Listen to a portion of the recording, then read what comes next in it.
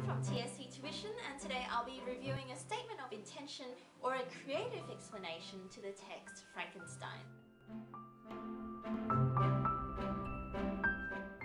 This draft was written by a past student of mine, and I'll put that up on the website, so go to the description box below and click on the link first and have a read before you keep watching. There are three major pieces of feedback that I would give to this student.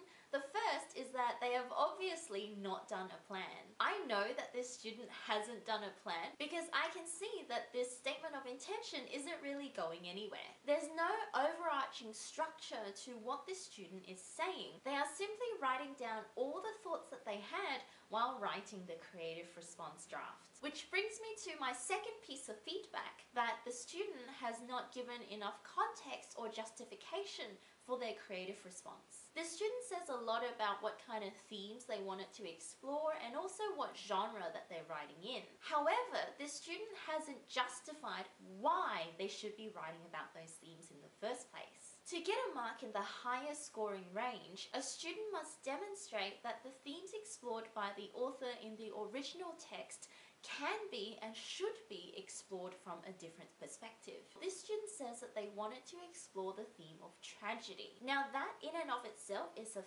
fine theme to explore in a creative response, but in the statement of intention, they need to justify why. Is it that Shelley didn't explore enough of that tragic aspect? Or is it because Shelley never explores that aspect of tragedy from the creature's perspective? It's also fine for the student to say they wanted to explore the creature's feelings, but the student needs to acknowledge that we do get a bit of that in the original text. The student therefore needs to explain how this particular exploration of the creature's feelings fits with what we already get in that original text. A high-scoring response would explain that we do get an understanding of what the creature feels, but that it is always coloured through the lens of Victor. The student would then be able to differentiate their characterization of the creature from Shelley's. My third piece of feedback for this student is that there aren't enough explanations for the choices that this student has made in the creative response. There are many statements here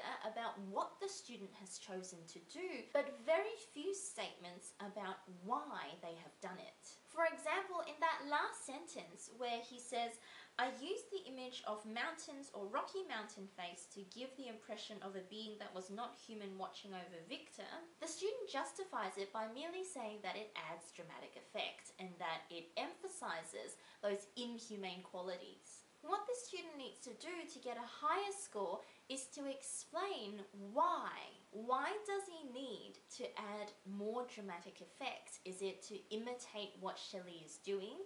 Is it to reflect certain authorial choices that we see in other places of the novel? Is it that there are not enough dramatic effects in the original novel? The student would also get higher marks if they could connect what they've done in this creative response by highlighting those inhumane qualities with instances in the novel where those same qualities are highlighted. This way, the student would then be able to give context to what they're doing. They'll be able to explain that, hey, this is what Shelley does in the original text, and therefore that's what I'm doing in my creative response, so that it fits into that original text. Overall, this statement of intention is a good first draft, but I definitely want to see a second draft, which this student has fortunately done before the SAC.